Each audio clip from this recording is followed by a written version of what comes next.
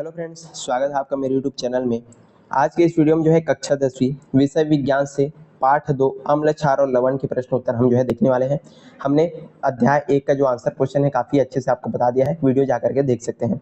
तो चलिए आज का जो वीडियो है शुरू करते हैं। चैनल पर नए हैं जरूर आपको सब्सक्राइब कर लेना है, ज़्यादा से ज़्यादा वीडियो को शेयर करना है और पूरे वीडियो को अंत तक देखते रहना है। सबसे पहला यहाँ पर क्वेश्चन देखते हैं, सही विकल्प चुनिए। यहाँ पर पहला प्रश्न पूछा जा रहा है कि नींबू के रस में होंगे, यहाँ पर ऑप्शन दिए गए हैं। इसका राइट आंसर मैं सीधा आपको बता देता हूँ, इसका सही आंसर हो जाएगा ऑप्शन नंबर यहाँ पर दिया गया है H+ आयन अधिक और OH- ion come. Option number A जो है इसका सही आंसर हो जाएगा।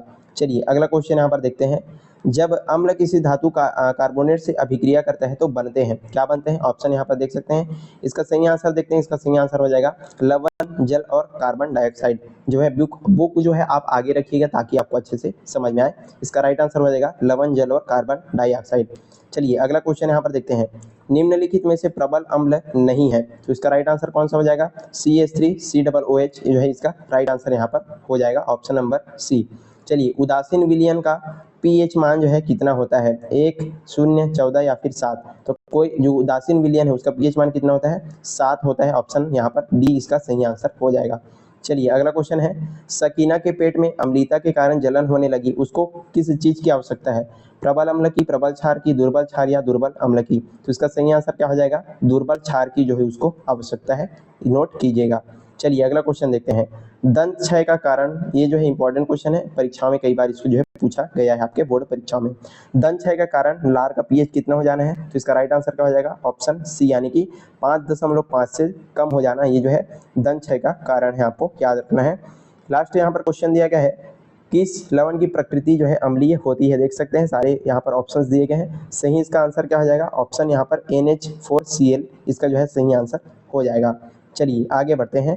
अब यहाँ पर अगला आपको क्वेश्चन दिया गया है कि भोज्य पदार्थों में पाए जाने वाले किन्हीं 2 अम्लों के नाम लिखिए, आपको यहाँ पर पूछा जा रहा है। चलिए इसका उत्तर आप लिखेंगे, भोज्य पदार्थों में पाए जाने वाले 2 अम्लों के नाम। पहला लिखेंगे सेब में पाया जाता है मैलिक अम्ल, दूसरा चीज टमाटर में पाया जाता है ऑक्जेलिक अम्ल। बस 2 ही आपको नाम लिख देना है। कई बच्चे जो है 2 नाम पूछा है तो 3 नाम 4 नाम लिख, ऐसा आपको नहीं करना है। जितना पूछा है उतना ही आपको आंसर यहाँ पर देना है। चलिए अगला क्वेश्चन देखते हैं, प्राण सूचक के द्वारा अम्ल तथा क्षार की पहचान कैसे की जाती है, आपको पूछा जा रहा है अगला क्वेश्चन। मैं फिर से बोल रहा हूँ, बुक जो है सामने रखिएगा ताकि आपको अच्छे से यहाँ पर समझ में आए और नोट करते जाइएगा। चलिए इसका आंसर आप लिखेंगे, प्राण सूचक जैसे वेनिला और लौंग का तेल जो है इत्यादि परीक्षण के लिए जो है इसके तनु विलयन का उपयोग हमको करना चाहिए। तनु अम्ल की उपस्थिति में जो है वेनिला, यानी कि जो प्राण सूचक है अपनी गंध नहीं बदलता, परंतु तनु अम्ल की उपस्थिति में जो है क्या कर देता है, इसकी जो मधुर गंध है गायब हो जाती है। तो इस तरीके से हम जो है यहाँ पर इसका जो पहचान है वो कर सकते हैं, आपको लिख देना है। चलिए आगे बढ़ते हैं। चौथा नंबर प्रश्न है, ताजे दूध का पीएच मान 6 होता है, दही बन जाने पर इसके पीएच में क्या परिवर्तन होगा, आपको यहाँ पर पूछा जा रहा है। चलिए इसका आंसर आप लिखेंगे, दही बन जाने पर दूध का जो पीएच मान है क्या हो जाता है? गिर जाता है, यानी कि घट जाता है। क्योंकि दूध से दही बनने की प्रक्रिया में जो है लैक्टिक अम्ल का यहाँ पर क्या होता है? निर्माण होता है, जो दूध के पीएच मान को क्या कर देता है? घटा देता है, कम कर देता है। इसलिए दूध का जो पीएच मान है घट करके कितना हो जाता है? 4.5 से लेकर के 5.5 हो जाता है। पहले तो 6 था, लेकिन अब घट करके कितना हो जाता है? 4.5 से लेकर के 5.5 हो जाता है। इस तरीके से आप इसका आंसर लिख दीजिएगा। चलिए 5वां नंबर यहाँ पर पहले क्वेश्चन पढ़ते हैं।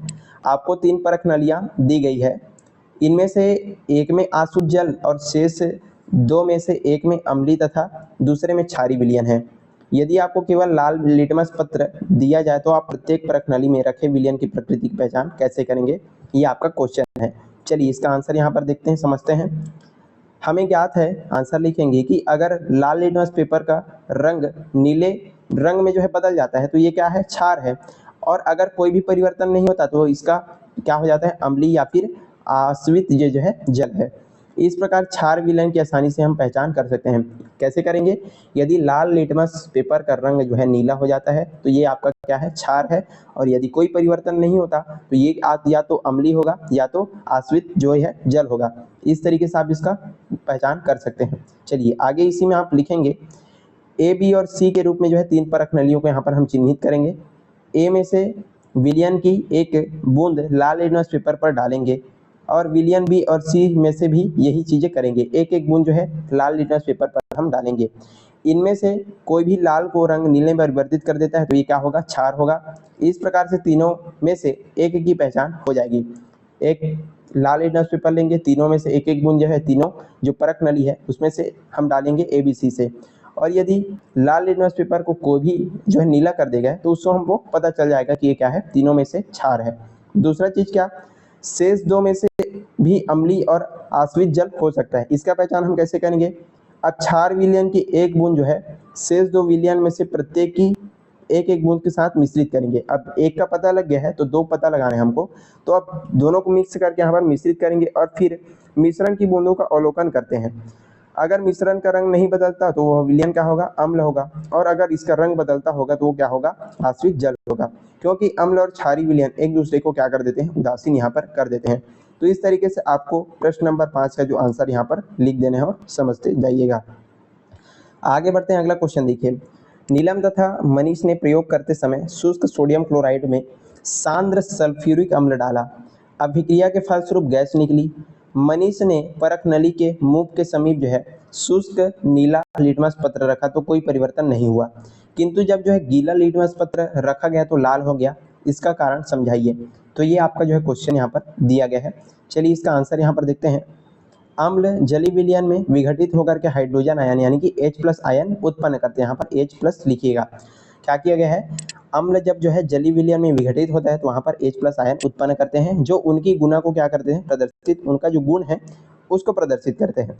शुष्क हाइड्रोक्लोरिक गैस और शुष्क लिटमस पत्र दोनों में ही जल के अभाव के कारण जो है हाइड्रोजन आयन उत्पन्न नहीं हो पाते। क्यों, क्योंकि दोनों शुष्क हैं, जल का अभाव है, इसी कारण से यहाँ पर हाइड्रोजन आयन उत्पन्न नहीं हो पाता। इसलिए शुष्क हाइड्रोक्लोरिक गैस जो है शुष्क लिटमस पत्र को यहाँ पर नहीं बदलते हैं। इस तरीके से आपको यहाँ पर इसका जो आंसर है लिख देना है। चलिए अगला क्वेश्चन यहाँ पर देखिए। कुछ पदार्थों के pH मान निम्नलिखित हैं, सारणी में दिए गए आंकड़ों का विश्लेषण करके निम्नलिखित प्रश्नों का यहाँ पर उत्तर दीजिए। बुक से आप जो है सारणी देख सकते हैं, उसी के आधार पर आपको यहाँ पर जो आंसर है देना है। मैं आपको सारणी नहीं दिखाऊंगा, सीधा इसका आंसर आप लिखते जाइएगा।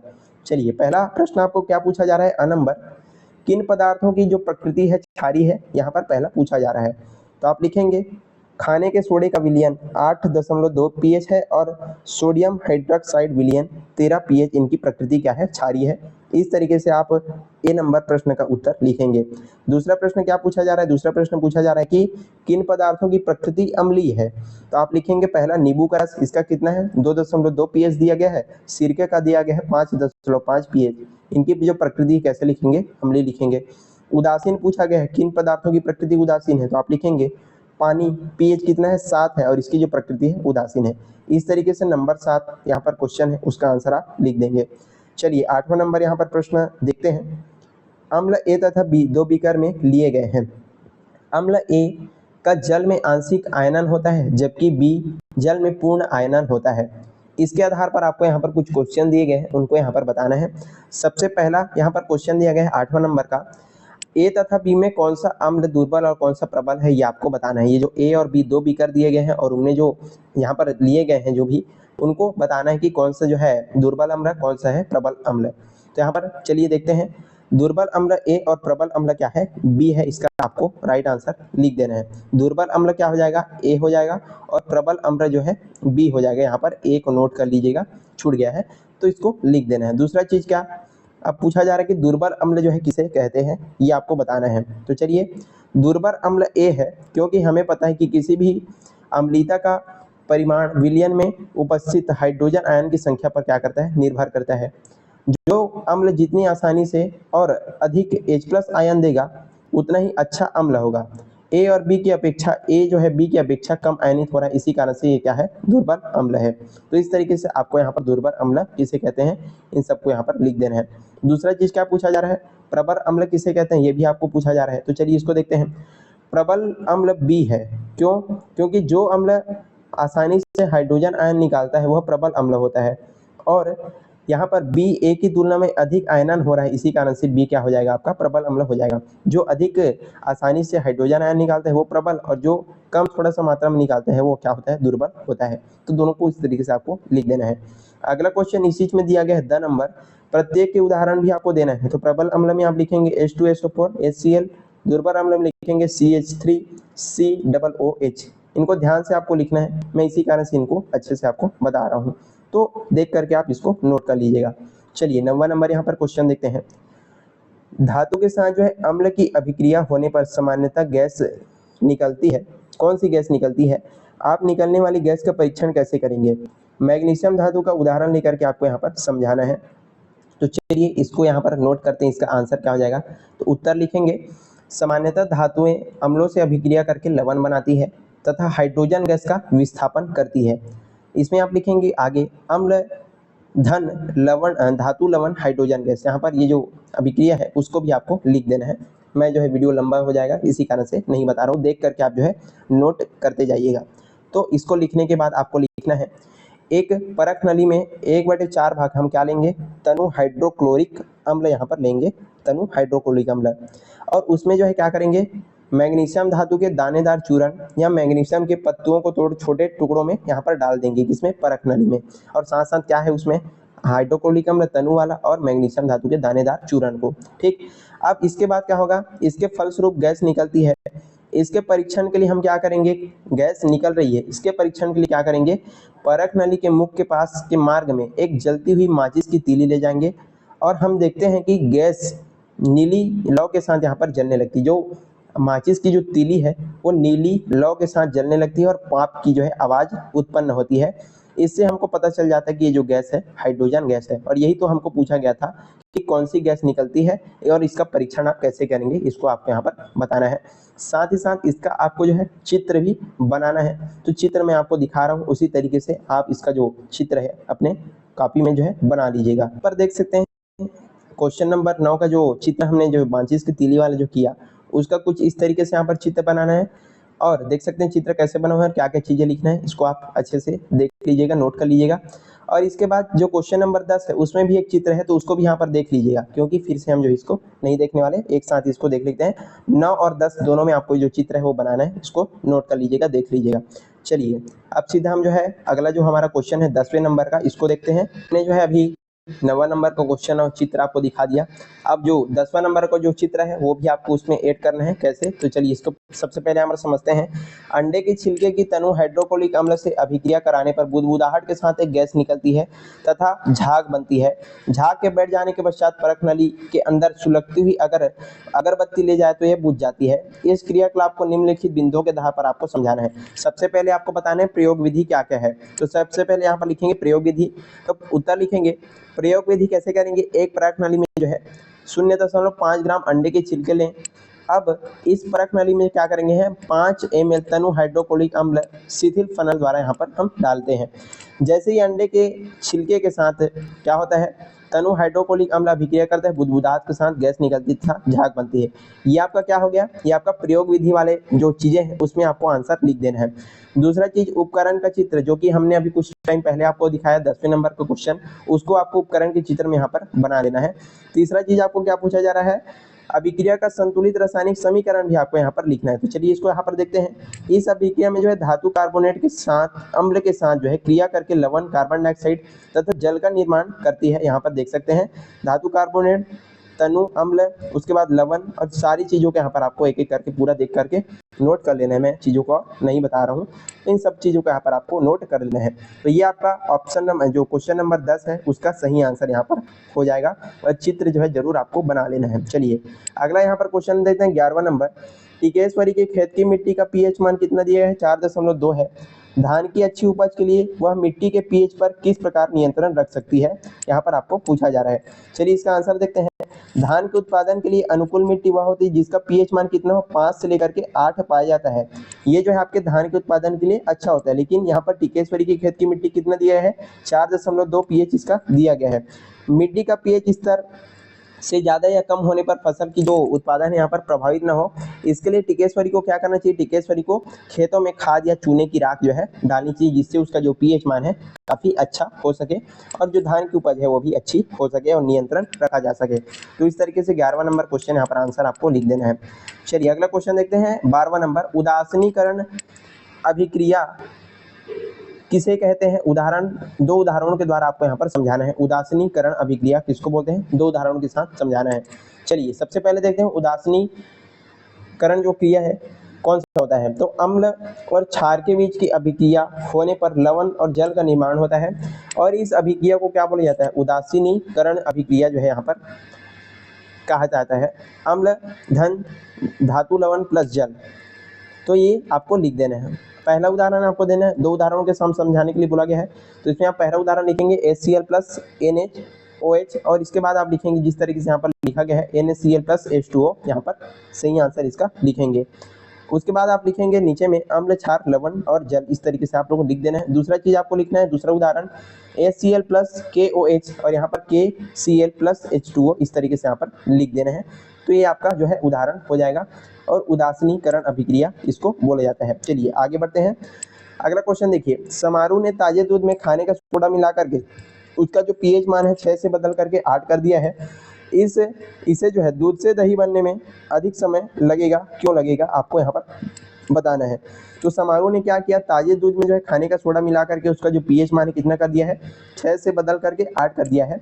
इस दूध से दही बनने में अधिक समय लगेगा, क्यों? क्योंकि जो है इस प्रक्रिया में जो बना लैक्टिक अम्ल है पहले क्षारक को उदासीन करता है फिर अम्लीय होता है। इसमें जो है जिसके कारण से क्या बनता है? दही बनता है और इसके कारण से जो है अधिक यहाँ पर समय लगता है। चलिए अगला यहाँ पर लास्ट क्वेश्चन देखते हैं, 14 नंबर। लवण किसे कहते हैं? किसी लवण की प्रकृति किस प्रकार निर्धारित होती है? NH4NO3 और Na2CO3 का उदाहरण देकर के यहाँ पर आपको समझाने के लिए बोला जा रहा है। तो चलिए इसका उत्तर आप लिखेंगे, लवण ऐसे आयनिक यौगिक है जिसमें एक भाग धन आवेशित दूसरा भाग क्या होता है? ऋण आवेशित होता है। ऐसे आपको आंसर यहाँ पर लिखना है। इसमें ऋणात्मक आवेश की संख्या ऋणात्मक आवेशों की धनात्मक आवेशों की संख्या जो है ऋणात्मक आवेशों की संख्या के बराबर होती है और लवण विद्युत उदासीन यहाँ पर होता है। अब इसके बाद आपको लिखना है, लवण की प्रकृति उसके क्षारीय मूलक और अम्लीय मूलक की प्रबलता और दुर्बलता पर यहाँ पर निर्भर करता है और उसके बाद आपको इन सारी चीजों को लिख देना, जैसे दुर्बल अम्ल धन प्रबल अम्ल बराबर क्षारीय लवण, प्रबल अम्ल प्लस दुर्बल क्षार बराबर क्या होगा? अम्लीय लवण। फिर है दुर्बल अम्ल और दुर्बल क्षारीय उदासीन लवण हो जाएगा और प्रबल अम्ल धन प्रबल क्षारीय आपका उदासीन लवण, ये भी आपका हो जाएगा। और यहाँ पर इन चीजों को आपको लिख देना है, जैसे NH3 प्लस NH4OH, उसके बाद यहाँ पर जो भी चीजें दिया गया है सारी चीजों को आपको एक एक करके अच्छे से सही तरीके से नोट कर देना है।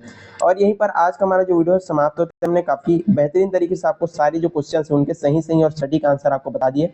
आई होप आपको सारी चीजें अच्छे समझ में आ गई होगी। वीडियो पसंद आए लाइक करना, ज्यादा से ज्यादा शेयर करना और चैनल पर नए तो जरूर आपको सब्सक्राइब कर देना है। इसी तरीके से सारे पार्ट के जो क्वेश्चन आंसर है आपको मिलने वाले, बिल्कुल चैनल के साथ जुड़ करके रहिएगा। हिंदी का पूरा जो सिलेबस है आपको हमारे चैनल पर देखने को मिल जाएगा। वहां से जाकर के आप बहुत अच्छे तरीके से नोट्स बना सकते हैं, अपने बोर्ड परीक्षाओं की तैयारी अच्छे से कर सकते हैं। चलिए पढ़ते रहिएगा। Thank you so much.